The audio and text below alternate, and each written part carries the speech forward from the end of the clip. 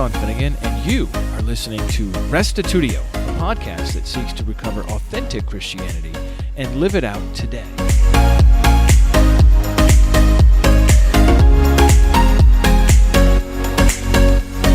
Have you ever heard of Bethany Christian Services? They're a large adoption agency in the U.S. and internationally working hard to find good homes for babies. In this interview, I visit my local branch in Latham, New York, and speak with adoption specialist Renee Rogowski about how adoptions work. I am so impressed by the work she does and how Bethany provides an alternative to abortion in our country. In fact, Christian couples, would you believe this, have signed up all throughout the U.S. to adopt children born with drug addictions, disabilities, birth defects, and even babies who won't live beyond a year. Although you don't hear much about this in the news, so many of our brothers and sisters are out there self-sacrificially putting into practice the teachings of Jesus by loving and investing in these vulnerable children. Here now is podcast 314, Adopting with Bethany Christian Services with Renee Rogowski. Well, welcome, Renee, to Restitutio. I'm so glad to chat with you today. I thought maybe we could begin by hearing a little bit about yourself and your background. Did you grow up in a Christian home, or is this something you came to later in life? Nope. I graduated from college. I went to Russell Sage, and I've always gone to Catholic schools. I grew up in a Catholic home, still Catholic. Mm-hmm. My father studied to be a priest, actually, before he met my mom. Otherwise, you wouldn't be here. Otherwise, I would not exist, yes. But, we were very involved. I was a lecturer. My mother's plays the organ, and my brothers were both altar boys. But I was, right out of college, I worked for the Minority and Women's Business Division for the governor's office, just as a temp. And someone there had adopted through Family Tree, which was another agency. And then I started working for Family Tree for probably 17 years. And then we kind of merged with Bethany and closed, and all the staff went to Bethany. And I've been with Bethany for about 11 years. So, no, I started out pretty early, and I've been in adoption and foster care for about 26 years. What did you study at Russell Sage? Psychology, and then before that, I got a business degree. So I use a little business information in my world, and I use psychology too. So now, why this issue? Why is this what you care about? I think I'm kind of a protective person, and I definitely want kids to be in healthy, happy, safe homes. So it's important to me that kids are safe and that kids find family, because you really grow in a family and you really can thrive in a family. But foster care is not a fun place to be for kids for long periods of time. Okay. But you weren't adopted yourself? Nope, I was not adopted myself. But I've always been drawn to adoption and interested in adoption and did research and papers, and so it just kind of fell into my lap as, hey, there's this opening and this job opportunity, and do you want it? And then from there, we kind of added and grew. We did domestic at first, and then we kind of added Russia, and we added Kazakhstan, we added Ukraine, we started a China program. So we really kind of started from the ground up. And then Bethany has been around since about 1944. They just always haven't been in Albany area. So they're in a lot of different states. All right, so let's talk about Bethany, and what would you say Bethany is all about? I would say family, creating families, keeping children in families. They've been around since 1944. It all started with 2 women in Michigan just taking in a couple of orphans. And then from there, it grew and grew and grew and went to different states. So now we're in about 35 states. We have international programs. We have foster care programs. We help migrant children that are here with no family members. But we're a very large adoption agency. We're probably one of the largest adoption agencies in the country. Yeah. How would you say Bethany is different than maybe other agencies that are out there? I would say we're Christian-based. We have a lot of values. We pray before all of our meetings. We pray at the end of all of our meetings. We definitely try to be child-focused. It doesn't always make everybody happy to be child-focused, but that has to be our number one focus in everything that we do. We have a lot of good people that work for Bethany and that work really hard around the clock. And, it's a really nice organization, and it's a Christian organization. Very good. So how did you end up in Latham working for Bethany? I mean, Well, we've been here in Clifton Park for a long time as the other agency, and we all kind of work here. And they didn't really have a location in upstate New York, so it was kind of a burden for their New York City people to drive all the way up here and serve this whole population. So they were happy to kind of have an office in Albany and to serve like up to Plattsburgh, over to Syracuse, down to Orange County. This was kind of an empty region for them. So we kind of filled a resource that they needed. So what happened there with that other agency? Why did they close? Just became very complicated and expensive for a lot of small agencies to survive. We were a small agency with a small staff. And international changed a lot, where you needed to have like millions of dollars of bonds and insurance. And so a lot of small agencies really couldn't afford to do international anymore when you only have a tiny little staff. So there were a lot of changes with The Hague to international adoption. Wow. Man, it's like a whole nother world. There's a lot of regulations, and there's a lot that goes on. I would say in a typical international adoption, maybe 40 different people will touch your adoption. And that includes immigration officials, that includes dossiers, notaries, doctors, Wow. lawyers, drivers, translators. There's a lot of people involved just to get one baby from China to America, or from Colombia to America. It's a very complicated process. So you need people on the ground internationally, and you need people here. And it's probably very expensive as well, right? It is fairly expensive because of the travel. You have adoption fees, plus you have travel fees too. So it's kind of like a vacation for 2 weeks in a foreign country, or 3 or 4 weeks, on top of normal adoption expenses too. So hotel and meals and drivers and food and. Wow. So like, what's the ballpark for that? I would say a lot of international adoptions are anywhere from $20,000 to $35,000. Wow. Yeah, that is a lot. It is. And then what about domestic adoption? Is that likewise pretty expensive? I would say our typical domestic adoption fees are about $30,000 also. So why are they so expensive? There's no hotels and drivers. Right. There's no hotels and drivers, but it is a very intense program, and we're not saying goodbye to our birth moms after the first couple months or year. I'm still talking to birth moms, and I'm still in the middle of visits and pictures and letters and gifts going by and ongoing counseling. So it's not a one-time and you're done relationship. I'm still involved in these relationships, sometimes for 18 years. So a lot of these people have contracts, and it's called a PACA agreement. So it's a post-adoption contact agreement that mandates visits and pictures and letters long term. But a lot of people are comfortable if Bethany is in the middle of that and not just them doing it directly.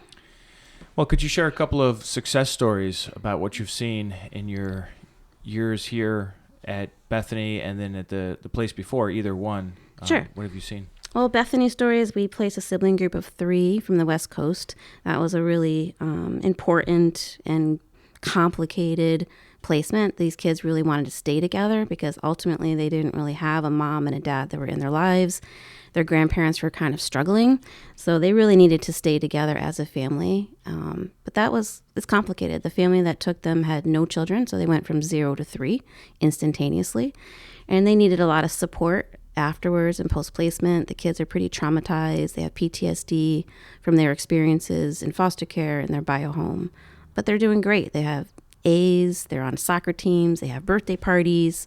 So a lot of things are new to them, like having a pizza party or joining a team. Those are all brand new things for them. And they're really thriving in a family unit, and they're really loving their new life. So where did they move to? They moved to New Jersey.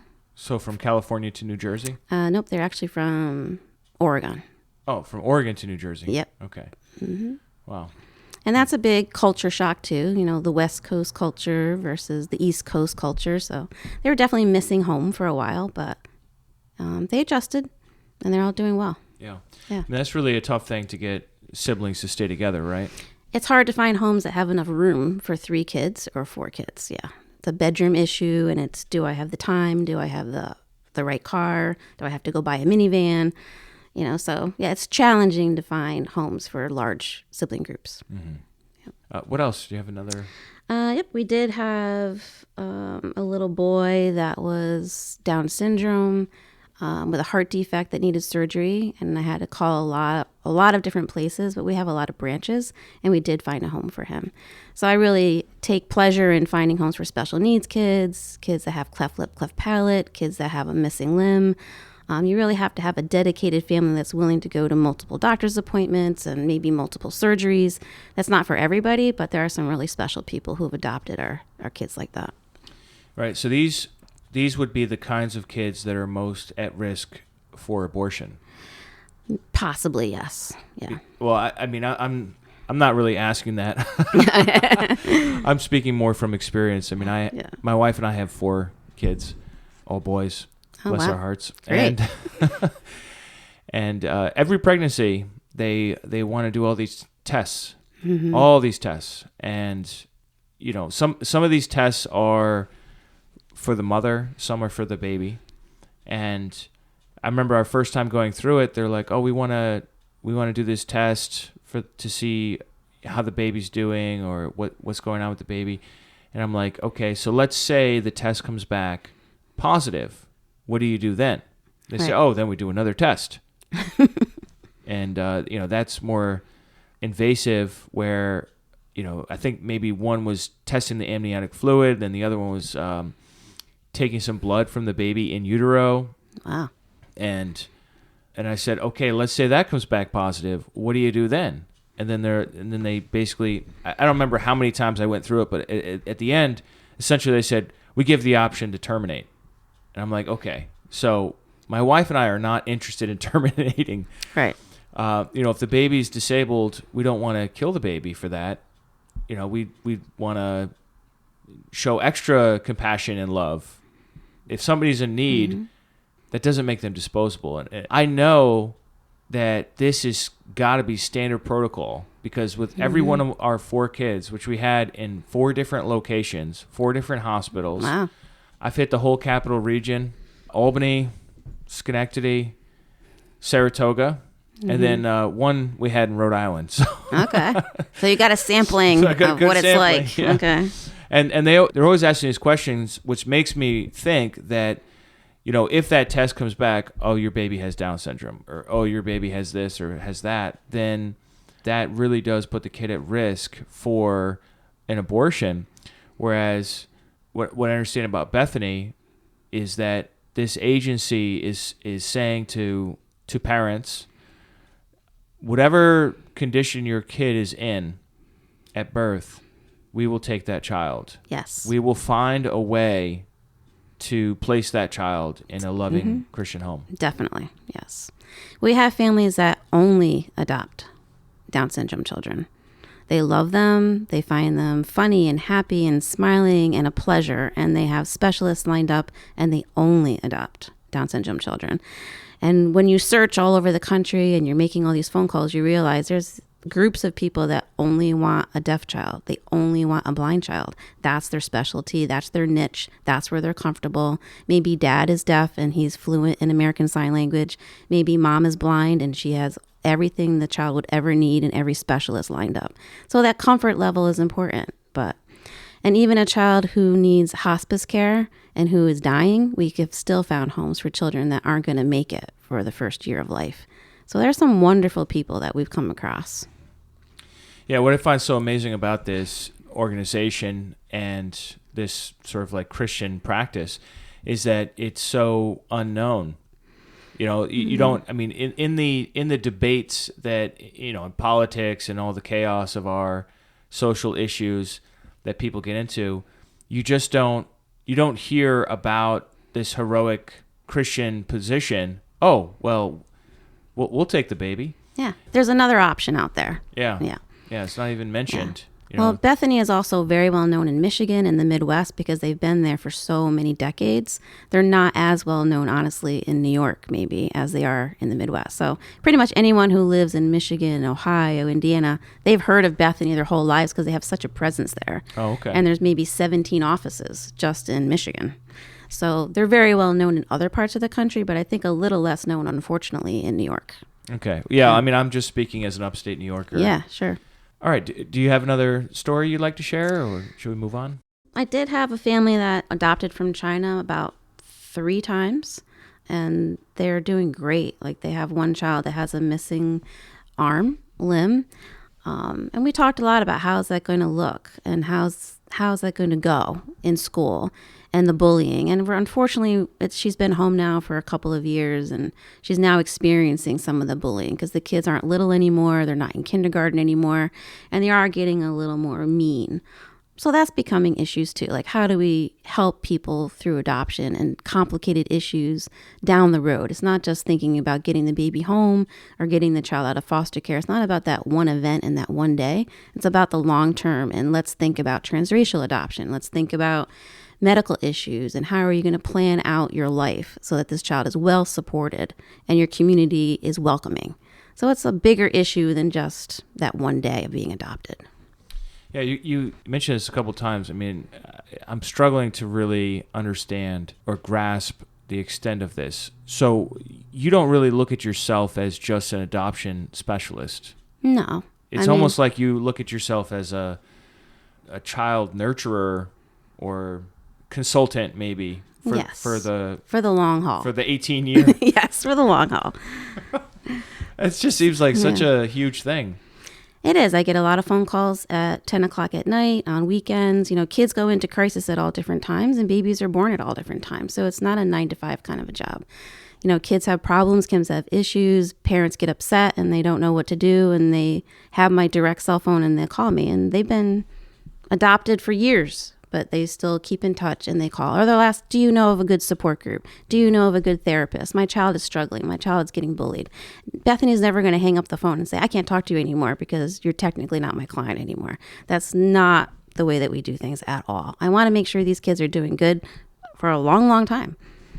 And that's complicated. You need to know what the resources are in your community and what's available and who can help them and who's the best at what they do. So we have people that go to Shriners Hospital. We have people that go to the Lions Club. We have people that find a specialist that they love and they want to tell me about it because they want to help the other families. And so that feedback is important. I need to know, like, who's working good for you in the community so that I can refer other people to that professional. So that's an important connection for me to keep up. Yeah, I've been to Shriners. It's an incredible institution, and everything's free there. Yeah, it's amazing. It's just, how does this exist? It's amazing, yes. I mean, especially in healthcare. I mean, yes. You can't get a Tylenol for under $100. Yes, exactly. So I did have a little girl and a little boy that they would just send their favorite shoes. They would buy a new pair of shoes. They would mail them to Shriners, and Shriners would mail them back adjusted to their limb differences or whatever they needed adjusted, which is an amazing thing for kids to have. Yeah, very good. I mean, how many adoptions at this office do you work with? New adoptions per year. Do you have a stat on that? Every year is very different. Okay. So some years it's 10, some years it's 5. But I'm not the only, Bethany office. So we also have New Jersey, we have Connecticut, but New York, New Jersey, and Connecticut work very closely together. Okay. So I'm also helping them with their adoptions too. So sometimes I'm in Connecticut, and sometimes I'm in New Jersey, sometimes I'm in the Adirondack, sometimes I'm in Syracuse. So it's a little complicated to answer that question. Yeah. Well, walk me through the process a little bit. Let's say you get a call from a mother who has a daughter that's pregnant, and she's getting in touch with you, and she's like, I need you to meet with my daughter. She's in crisis. She isn't sure about abortion or adoption or keeping the baby. Walk me through, what happens next? I mean, you talked to her on the phone, and then what?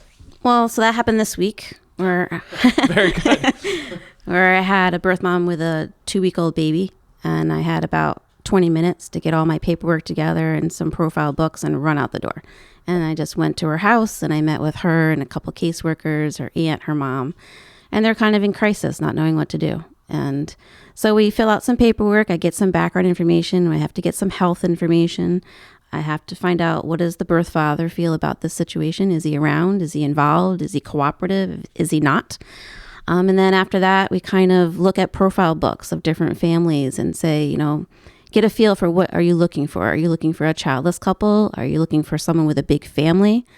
I don't know what you want, so kind of give me a feel for the type of family you're looking for your child. So you're saying that the parents of the child that's being adopted get to get to pick what kind of family. Yes. Wow. They look at photo books. Huh. There's some photo books over there. But let me grab one. Yeah, sure. So every family creates a Shutterfly book, and they have pictures and like a Dear Birth Mom letter, a general letter like, hey, this is what we do for a living. We'd love to meet you. We're looking to adopt a baby. These are what we like to do. We like skiing or fishing or hiking. And a lot of times people get picked because they're similar to the birth family. Like, oh yeah, my family loves to hike the Adirondacks, or my family loves to go boating or fishing. They have pictures of their garden. They have pictures of their wedding. I usually say, put some extended family in there so they know there's going to be aunts and uncles and a supportive family unit and a grandma and a grandpa. This is like, it's almost like a dating website. Yeah, it's process. a matching. I'm a matcher. Yes. Wow, I didn't even think of that component of it. Right. So you have however many different people looking to adopt, and they have these little books. And just for the listeners, what I have here is a hardcover color Shutterfly book, where we've got lots of pictures and captions, and really gives you a flavor for the couple that's looking to adopt. So about how many of these do you have? Well, between New York, New Jersey, Connecticut, we have about 50. Okay. That's they have a lot of sizable choices. number. It's a Yeah. sizable number. And would you say that most people they really want to have their child to stay somewhat local, or is that not really a concern? It depends on the visits. People are pretty good at driving now and visiting, so I think they just want to find the right family and a good family. Okay. That's their number one. And they might have a religion request, and I need to respect that. So if they say, I only want a Methodist family or I only want a Catholic family, I need by law to respect that. So there's some matching that's going on with her requests. She may want a childless couple to make an impact and to make a difference. And she may have grown up with an amazing big brother or big sister, and she may want that for her child too, a big brother or big sister. So it really depends on each individual birth mom of what is important to them and what they're looking for. And I let them have control over where their baby's going. It's their baby. I imagine that next they fill out some sort of application. Yep, they have to fill out some background form. It's about a 19-page form with all kinds of genetic illnesses so that I can hand that off to the adoptive parents, and the baby will have it and the doctors will have it. So let's say color blindness runs in the family. That's a good thing to know. Or if a certain type of cancer runs in the family, that's also a really good, important thing to know. So we ask a lot of questions, yes. And they may know the answer to these questions or they may not. If they're adopted themselves, they may not know. Do you find that happens a lot, that adopted people adopt other kids? I do see that sometimes. Yep. I do see that. Not all the time, but I do see it. But I have a lot of families with infertility, people who have doing IVF for maybe 8 years, 9 years, 10 years. It's very sad to really desperately want a baby and spend thousands and thousands of dollars on infertility and not be successful. And so people are, fragile and they're anxious and they really want to start their family. Yeah. So then what's the next step in the process for somebody? They can meet the families in person after they're looking at these photo books. I usually say pick 2 or 3 that you like, and we'll set up an in-person meeting usually here in this office, and they can meet the families in person and ask questions and kind of interview the adoptive parents. It's just like a dating process. Wow. Mm-hmm. But this is a long-term relationship over 18 years. So who they like on paper may not be who they connect with in person. Yeah. If someone's kind of cold to them, or if someone's not warm enough, or they just answer the questions in kind of their wrong way, what they consider wrong, then they may not get selected that day. So they do want to feel like there's some kind of good vibes and connections before they place a child with them.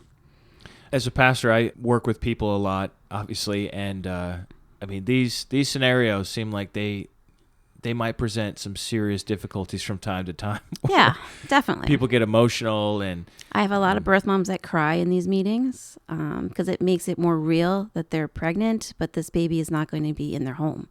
So it makes it a little more real when you're meeting people in person to say, oh, this family is going to raise my baby and I'm not going to be raising my baby. It makes it more of a reality check for sure. Yeah. And they may not wind up doing adoption because this is more of like kind of in your face. This is what the reality is. These people will be taking your child and raising this child as their own.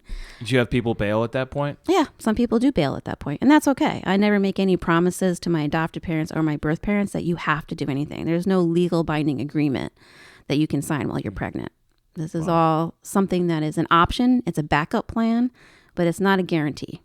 Mm-hmm. And then having the baby is stressful too. At the hospital, you're seeing your child for the first time. It's very sad. It's very serious. This is a permanent legal decision that you're making.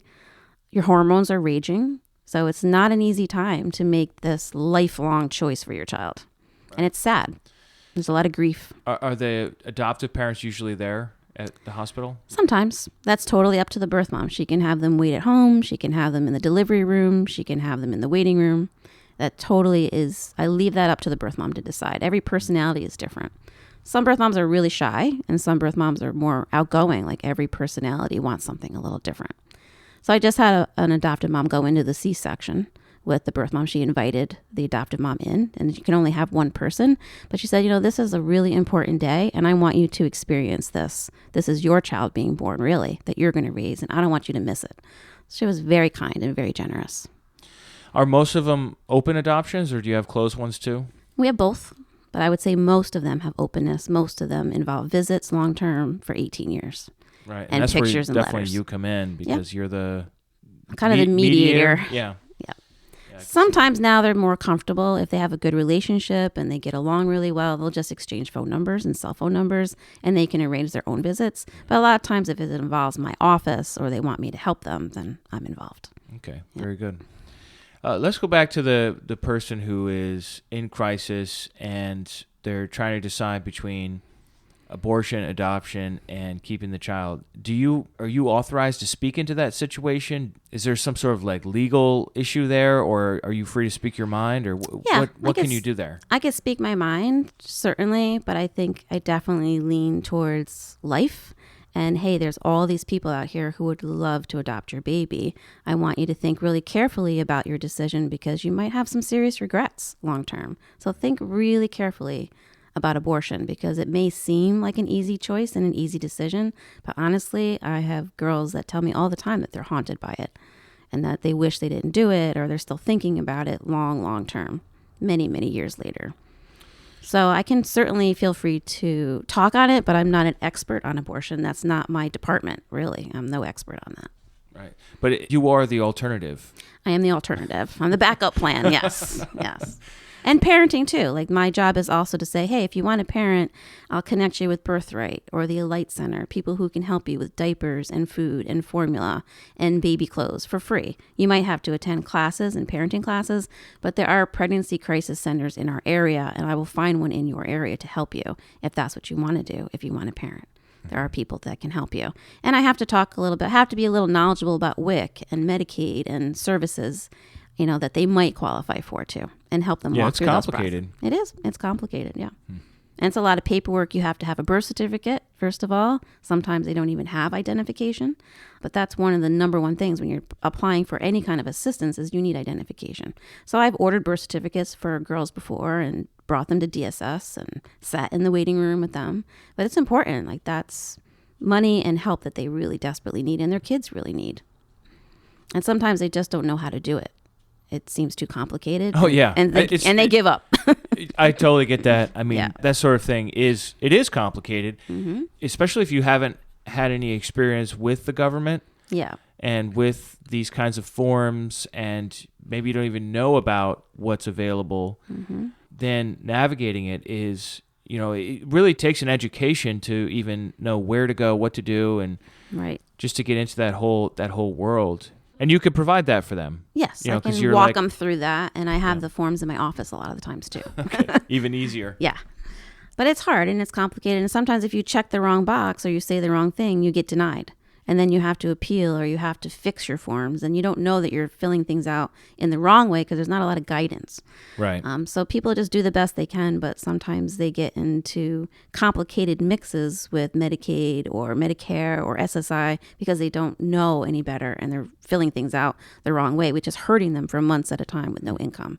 And they just get cut off or they get suspended or they missed an appointment because they don't have a car. Transportation is a huge issue for a lot of people in the community. Well, especially in this area where the bus system is crazy. sparse. Yeah. And we don't have a subway, and There's no subway, No. and the bus system's pretty. yeah, and you have to be able to Minimal. afford a car, afford gas, afford insurance. So it's challenging to get to doctor's appointments. It's challenging to wrap up all your kids in the winter, put them in some kind of stroller, get on a bus and go to Medicaid and keep all of your appointments no matter what, because they will cut you off.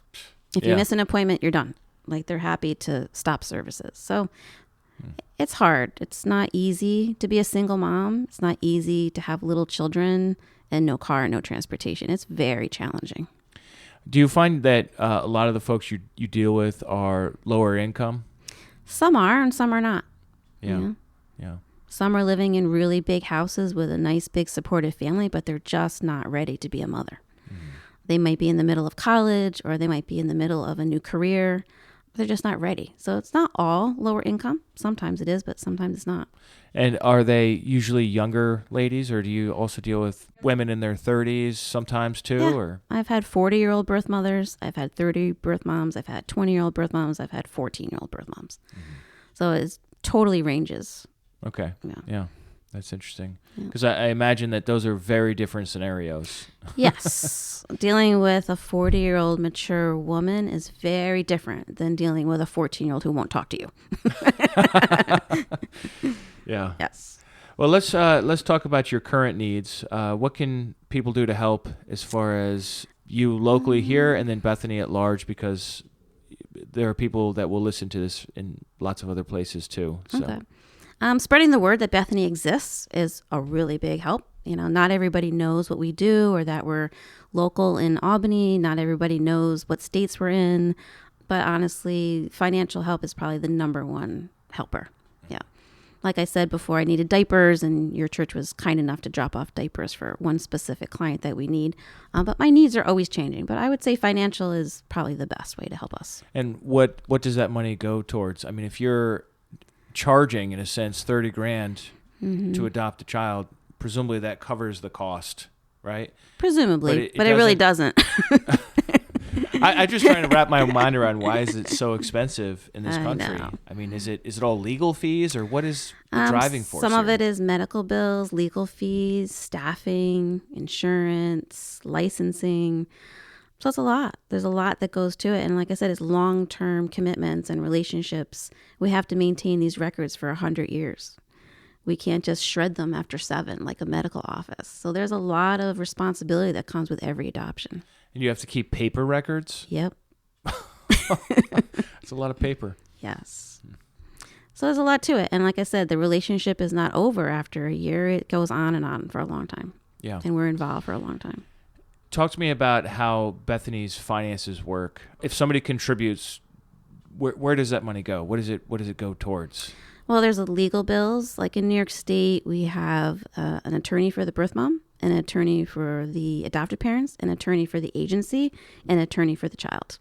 Jeez. So every lot of attorneys. single person has an attorney in New York State. Not every state is like that, but New York is very attorney heavy. Yeah. And they require that. And there's court dates. There's not just one court date. There has to be at least 2 court dates. So a lot of these attorneys have to physically appear in court. Medical bills, not every birth mom is covered by insurance. So sometimes we do get $5,000 deductibles, $10,000 deductibles. Not everyone has Medicaid. Some people have really big copays. So there's a lot to it. There's medical, there's legal, there's social work, there's paperwork, there's ordering documents, certifying things. Yeah. And then there's diapers, rent, taxis, Ubers, helping girls with maternity clothes, things that they need.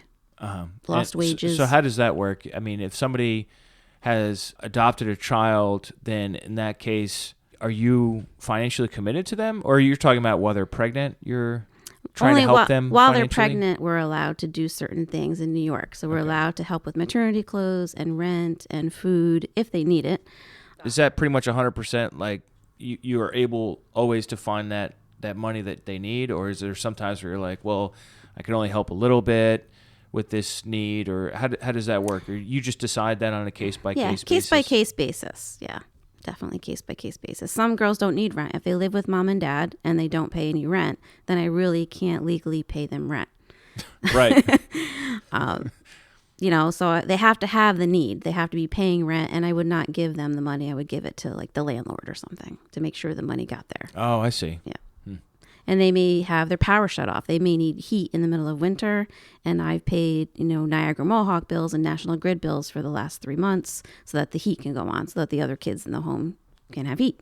Right, but you're smart about it. You're not giving the money directly to the person. I'll give it to National Grid. Yeah. Or Niagara Mohawk. Yeah. Wow. And we do gift cards. A lot of people need food help. The benefits that they get maybe through the state is not enough to feed a family of 3 or 4 or 5. So there's usually always a food need. So we help with gift certificates to like Price Chopper, Hannaford, Walmart, whatever they need.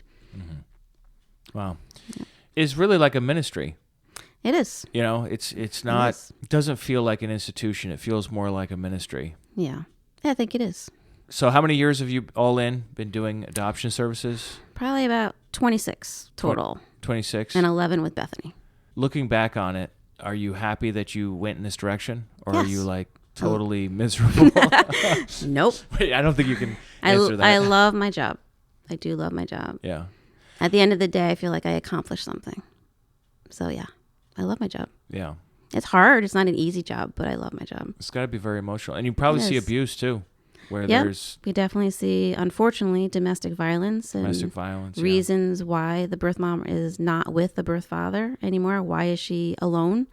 And it's usually because there's a lot of contention between birth mom and birth father. Not always. Sometimes I do have a very happy couple that comes in together, holding hands, wanting to do an adoption together. Sometimes they've been dating a long time, or sometimes they're even married and they're doing it together. And I love those adoptions because I know what I'm dealing with, and I have 2 people that are on board. I can get medical history from both sides. Those are really nice adoptions. And she has support, which is great. Mm-hmm. But it's hard. Most of them, I would say, are single and not with the current birth father. Yeah. Yeah. Yeah. And that's one of the number one reasons is they know they will not be getting child support, or this is going to be an uphill battle. They may not have physical support, babysitting support, financial support, emotional support long term. So that's one of the number one reasons probably for adoption placement is not having the father support. Do you see a lot of drug addiction? We do. Not every case has drug addiction, but I'm definitely seeing an uptick in marijuana use during pregnancy, opioid use during pregnancy, Suboxone use during pregnancy. So I don't see too much like heroin, but I do see the other drugs. Yeah. And so then we have to find the right family that's open to taking a baby exposed to those drugs. And out of those 50 or so families we have, maybe only 10 will be okay with that case. Yeah. So what's that like to care for a baby that does get born with a drug addiction or dependency? In the beginning, it's the hardest because that's when the withdrawals are. So I've definitely held babies in the nursery that are shaking and distressed and crying, like really high-pitched crying sometimes in the beginning. So it's sad. It's really sad. And it honestly makes me a little angry that a baby has to go through that. Yeah. Yeah. Do they give the baby like some sort of medication or a small dosage of the drug or something to wean the baby off? Or? They used to give like little drops of methadone or little drops of something. But nowadays I'm seeing that they're not doing that. That they're just letting the baby go through withdrawals. So it depends on the hospital too. The policies at every hospital are really different. Oh. And the hospital policies in the states are really different. So adoption is actually really different in every state. There are a totally different set of laws in every state for adoption. And the regulations are different at every hospital. So I've seen a lot of different approaches. Sometimes they give the baby painkillers. Sometimes it's little drops of methadone for a week or so. Yeah. If somebody's listening to this and they're thinking, wow, this seems like a really great career path or calling to get involved with, what would they do? They just go to the Bethany website and apply for jobs? Are there jobs, or are you guys pretty buttoned down as far as staff goes? In Albany, there is not, but I know we have job listings on our website all over the country. Okay. Yeah. And they'll post like what they're looking for in every branch. There's a lot of different branches. So there's always some job postings available, yes. Okay. Yeah. Okay. I don't think I have any more questions. Is there anything else you'd like to share? Just that adoption is a great option, and I wish people would think about it more, and I hope that the word about Bethany gets out there and people know that we're here and that we're available. You inspired a question in me. That's okay. I was just going to land the plane, but... That's okay. Why do you think so many people don't consider adoption? Or, what are the negative stigmas or whatever with adoption that make people not do it when you think they could? I have heard from birth moms very interesting perspectives over the years and different reasons. And I would say a reason I hear a lot is I don't want anybody else raising my child, and I don't want anybody else abusing my child. So my answer to that is, so is it better that your child be dead? So it's kind of this circular conversation I sometimes have with the general community or birth moms generally. I just could never do it. I hear that a lot. I just could never place my child with somebody else. And I say, well, why not? I mean, there are some amazing families that will give your child amazing opportunities. How do you screen potential adopting parents? I mean, they go through a lot. They go through a lot, actually. You have to wash the bad ones out, or else you can't really. Yeah, it's about reputation too. I don't want anybody abusing children. Right. So, yeah, but how do you know if somebody's going to abuse children? Yeah. I mean, well, it's hard to have a crystal ball, but we do have a child abuse background check system in New York State, and we have fingerprints. They have to get FBI fingerprinted and New York State fingerprinted. We have medical forms. We ask a lot of questions. We do home visits. We ask for references. So we do as much as we can, but we put them through a lot. We ask for tax returns. Do you reject a lot of them, or how does that work? We have rejected people before, but I would say the majority of people, if they're an axe murderer, are not going to apply to adopt. So a little bit of self-screening there. Yeah. I mean, I don't reject a lot. Honestly, people really come in with, pretty good hearts with good intentions. And you probably have an intuition at this point with people, right? Yeah, I think because you've been involved. I've been around for a long time, so yeah, I think I kind of sense when something's a little off. Yeah. Yeah. But we have to do our background checks and clearances. And honestly, if there's any child abuse at all, a person can't be approved legally. And there's certain crimes that can't be approved. So there's rules and regulations that New York State sets, not just Bethany sets, about who we can and cannot approve. It's not totally up to Bethany. There are a whole list of New York State regs. So if somebody had been arrested, say, for marijuana possession, would that be like a deal breaker for? Depends on when it was. Was it last week? Or was it 20 years ago? A lot of those things depend on when was it. I mean, as far as the law goes, is there? That's not an absolute no. No, okay. But it's not great if it's like current crimes. Yeah, certain things like crimes against children and violent crimes and assaults. Those are much more concerning. Domestic violence things. Like let's say somebody committed an act of vandalism when they were younger. No, that wouldn't disqualify somebody. As far as New York State goes, we have to do what's called a safety assessment. So any hit or an arrest that pops up, we have to address it, and we have to have a special meeting about it, and we have to ask detailed questions and actually get the report from the court that handled it. Kind of like a disposition. Yeah, but I imagine violence, any kind of that's violence the most on concerning. The record, you're just like, all right, sorry. That's the most concerning. Yeah. All right. Well, thank you. You're welcome. Thank you very much. Thank you. Well, that's it for this episode. If you would like to know more about adopting, foster care, and other related services, or would like to support Bethany Christian Services, you can visit them online at bethany.org. Pretty easy website. And a lot of times if you do just a search for the word adoption, they'll show up as number one on search engines as a sponsored link there. And I'm sure that costs a fair amount of money just to try to raise awareness for people in crisis. And this service is in the business of literally saving people's lives a lot of times, where a mother in crisis is going to choose between terminating the baby and giving the baby up for adoption. Those are obviously not the only two choices, but a lot of times that's what it comes down to. And Bethany is really on the front lines of giving that other option for people and making that as easy as possible. Also, I have a link in the show notes for this episode if you want to contact Renee Rogowski directly at the Albany branch here in Latham, New York of Bethany. And you can get that in the show notes or log on to Restitutio.org and find episode 314, Adopting with Bethany Christian Services, and you'll be able to find it that way. Also, you may be interested in listening to interview 38, which was called Advocating for the Unborn, an interview I did with Kirk Walden, who since 1991 has worked in pregnancy help centers in Alabama and other states, now Tennessee, and he is a fundraising specialist for Heartbeat, and he talks a lot about over the last number of decades what he's seen in the fight for unborn children. So take a look at that if you're interested. Thanks everybody for tuning in. I'll catch you next week, and remember, the truth has nothing to fear.